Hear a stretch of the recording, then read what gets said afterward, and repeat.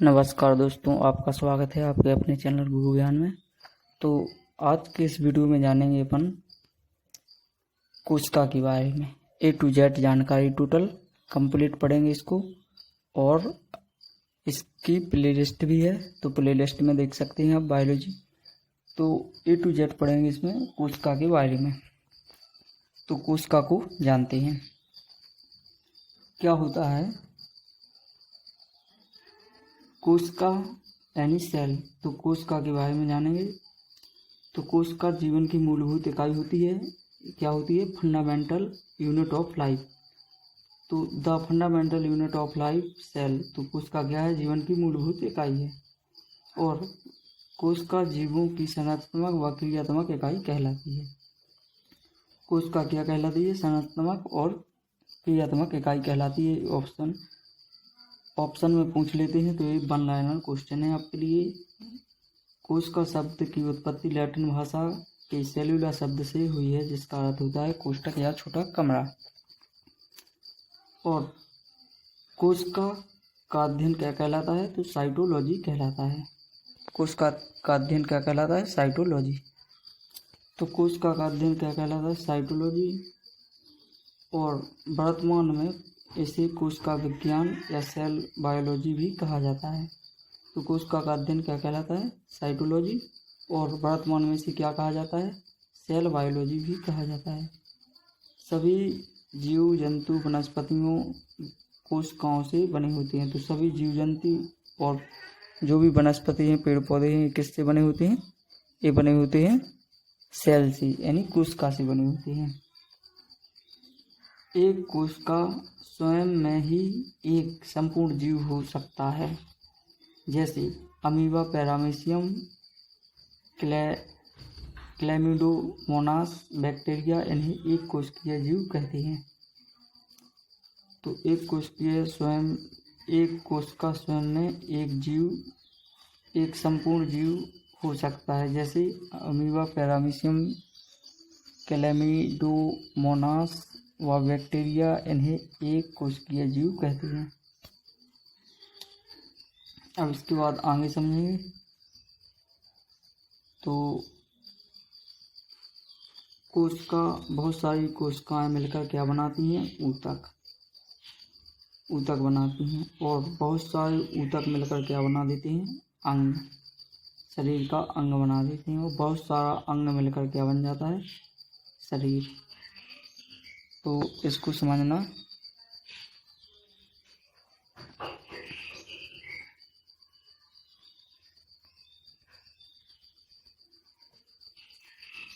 Cell बहुत सारी कोशिकाएं मिलकर क्या बना? टिश्यू।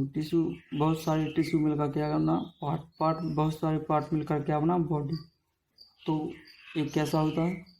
बहुत सारी कोशिकाएं मिलकर ऊतक का निर्माण करती हैं, और बहुत सारे ऊतक मिलकर अंग का निर्माण करते हैं, और बहुत सारे अंग मिलकर शरीर का निर्माण करते हैं। आगे बढ़ते हैं। अभी तक वीडियो को लाइक और सब्सक्राइब नहीं किया है तो चैनल को लाइक करें और सब्सक्राइब करें। A to Z वीडियो बिल्कुल कंप्लीट होगा। आप इसकी अगली क्लास के लिए कमेंट कर सकते हैं। तो आप यहाँ समझते हैं, अभी आपको बताया था कि कोशिका से मिलकर, बहुत सारी कोशिकाओं से मिलकर क्या बनता है? ऊतक से मिलकर अंग बनता है, अंगों से मिलकर मानव शरीर या कोई भी शरीर बनता है। मतलब शरीर का निर्माण हो जाता है। तो इसे जानते हैं। जैसे यहाँ पर यह है, कोशिकाओं का समूह मिलकर ऊतकों का निर्माण करता है, और यहाँ अंग प्रोसेस होती है, फिर ऊतकों से मिलकर अंगों का निर्माण होता है, और फिर इसके बाद अंगों का समूह मिलकर शरीर का निर्माण करता है। तो इसमें कोशिका से किसका निर्माण हुआ? ऊतकों का। और ऊतकों का निर्माण होकर शरीर के अंगों का निर्माण हो रहा। कैसे? कोशिका, यहाँ पर आपको, जैसे यहाँ से कोशिका का समूह मिलकर ऊतकों का निर्माण करता है, और ऊतकों से मिलकर अंगों का निर्माण होता है, और अंगों का समूह मिलकर शरीर का निर्माण करता है। अब इसके बारे में जानते हैं। वर्ष 1665 में जो सेल है उसके बारे में, कोशिका के बारे में, वर्ष 1665 में संयुक्त सूक्ष्मदर्शी यानी इस का आविष्कार रॉबर्ट हुक ने किया था। तो कंपाउंड माइक्रोस्कोप, इसका आविष्कार किसने किया था? तो रॉबर्ट हुक ने। वर्ष 1665 में संयुक्त सूक्ष्मदर्शी का आविष्कार रॉबर्ट हुक ने किया था। ये आपकी परीक्षाओं में पूछा जाता है, जैसे रेलवे, एनटीपीसी, ग्रुप बी और एसएससी, एमटीएस, सीजीएल, यूपीएससी, इन सभी परीक्षाओं में पूछा जाता है आपसे। तो बिल्कुल वन लाइनर क्वेश्चन टाइप में है और कॉन्सेप्ट वाइज और सीक्वेंस से हैं। तो वर्ष 1665 में संयुक्त सूक्ष्मदर्शी का आविष्कार किसने किया? रॉबर्ट हुक ने। सन 1665 में रॉबर्ट हुक ने कॉक्सलाइट यानी वृक्ष की छाल में मरी हुई कोशिका की खोज की। इनकी किताब का नाम क्या है? माइक्रोग्राफिया। इन्होंने लिखी है ये किताब। ठीक, आगे का यहाँ पर टाइपिंग मिस्टेक हो गया। तो सन 1665 में रॉबर्ट हुक ने कॉक्सलाइट यानी वृक्ष की छाल में मरी हुई कोशिका की खोज की। इनकी किताब का नाम है माइक्रोग्राफिया। इन्होंने लिखी। अब सेल एक लैटिन भाषा का शब्द है जिसका अर्थ होता है छोटा कमरा। तो सेल लैटिन भाषा का शब्द है जिसका अर्थ होता है छोटा कमरा। छोटे छोटे कमरों से मिलती जुलती खोखले डिब्बों हैं, इसलिए इन्हें छोटे कमरे कहा। इसके बाद आगे जानते हैं। तो सन अभिनय को मृत कोशिका की खोज किसने की? रॉबर्ट हुक ने 1665 में। अब इसके बाद आगे जानते हैं। तो सन 1674 में एंटोनी वॉन लीवनहॉक ने तालाब के पानी में जीवित कोशिका जीवाणु की खोज की। जीवाणु नाम दिया। ठीक, तो सन 1674 में एंटोनी वॉन लीवनहॉक ने तालाब के पानी में जीवित कोशिका जीवाणु की खोज की। जीवाणु को नाम दिया, किसने दिया? जीवाणु नाम दिया एनी मैक्यूल ने। तो जीवाणु की खोज किसने की? एंटोनी वॉन लीवनहॉक ने। और उसको नाम किसने दिया? एनी मैक्यूल ने नाम दे दिया जीवाणु। और खोज की एंटोनी वॉन लीवनहॉक ने 1674 में तालाब के पानी में जीवित कोशिका की। और नाम किसने दिया? जीवाणु। तो ये दिया एनी मैक्यूल ने, उस कोशिका को नाम दिया जीवाणु। तो एंटोनी वॉन लीवनहॉक ने कौन कौन सी खोज की, ये भी जानिए। तो पहले ये महत्वपूर्ण है आपके लिए कि सन 1674 में एंटोनी वॉन लीवनहॉक ने तालाब के पानी में जीवित कोशिका की खोज की थी। और जो जीवित कोशिका एंटोनी वॉन लीवनहॉक ने खोजी उसे नाम किसने दिया? तो उसे नाम दिया एनी मैक्यूल ने। नाम दिया, क्या नाम दिया एनी मैक्यूल ने? एनी मैक्यूल ने नाम दे दिया जीवाणु।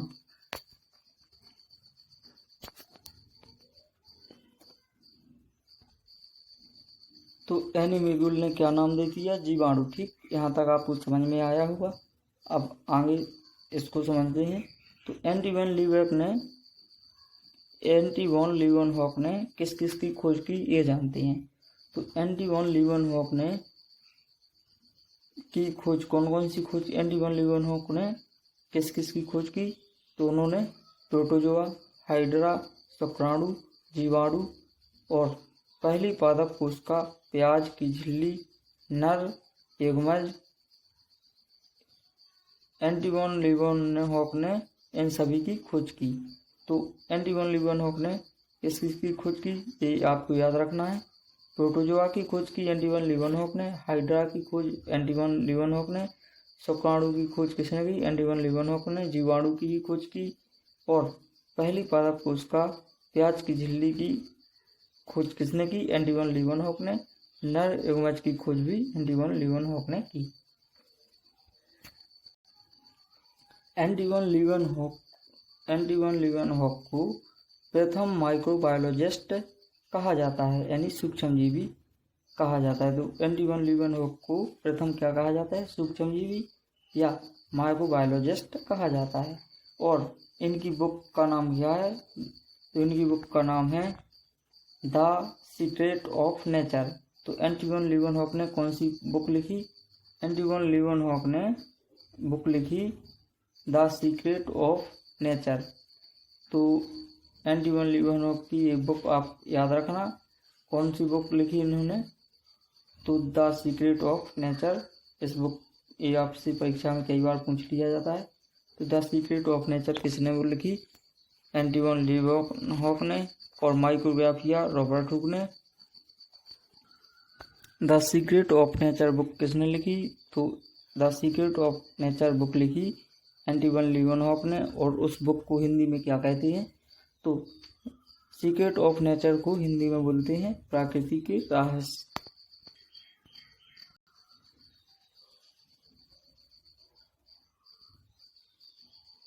तो इसे आगे जानते हैं। रॉबर्ट हुक को कहा जाता है, क्या कहा जाता है? साइटोलॉजी का जनक। साइटोलॉजी का जनक किसे कहा जाता है? रॉबर्ट हुक को। कोशिका जीव विज्ञान के मृतक कोशिका के जनक, मृतक पादप कोशिका के जनक किसे कहा जाता है?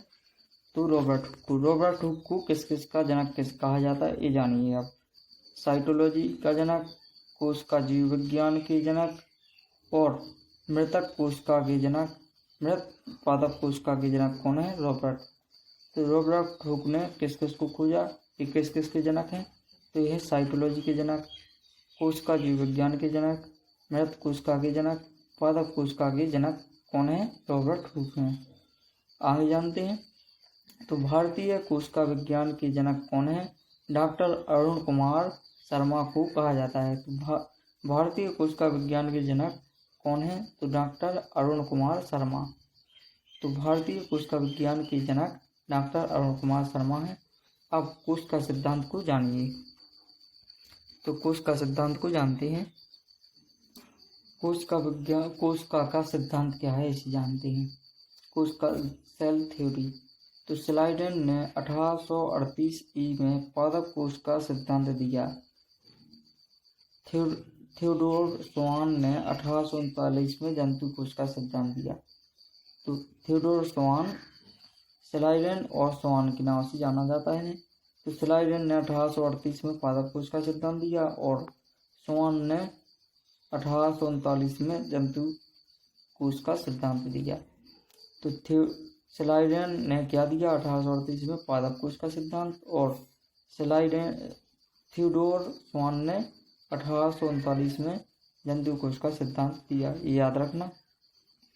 सन 1855 में रोनाल्ड बेचू ने ओमनी सेलुला ई सेलुला कहा, जिसका अर्थ होता है एक कोशिका के टूटने पर दूसरी कोशिका बनती है। तो ये इन्होंने बहुत ही महत्वपूर्ण सिद्धांत दिया था। किसने दिया था? रोनाल्ड बेचू ने। 1855 में रोनाल्ड बेचू ने ओमनी सेलुला ई सेलुला कहा, जिसका अर्थ एक कोशिका के टूटने पर दूसरी कोशिका बनती है। स्लाइडन ने किसका सिद्धांत दिया? 1838 में पादप कोशिका का। थियोडोर स्वान ने 1839 में जंतु कोशिका का सिद्धांत दिया। सन 1855 में रोनाल्ड बेचू ने ओमनी सेलुला ई सेलुला कहा, जिसका अर्थ होता है एक कोशिका दूसरी कोशिका पर दूसरी कोशिका बनती है। ठीक, जिसका अर्थ होता क्या? एक कोशिका के टूटने से दूसरी कोशिका का निर्माण होता है। इसे आप लाइन बाई लाइन समझ सकते हैं। कैसे? स्लाइडन ने 1838 में किसकी खोज की? तो कौन सा सिद्धांत दिया?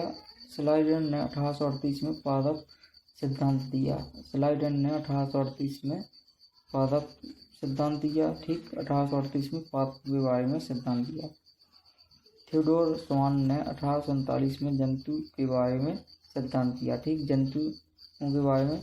तो थियोडोर स्वान ने कौन सा? 1839 में जंतु कोशिका के बारे में सिद्धांत दिया। और रोडोल्फ बेचू ने 1855 में ओमनी सेलुला ई सेलुला कहा, जिसका अर्थ होता है एक कोशिका के टूटने पर दूसरी कोशिका बनती है। तो ये किसने कहा? रोडोल्फ बेचू ने।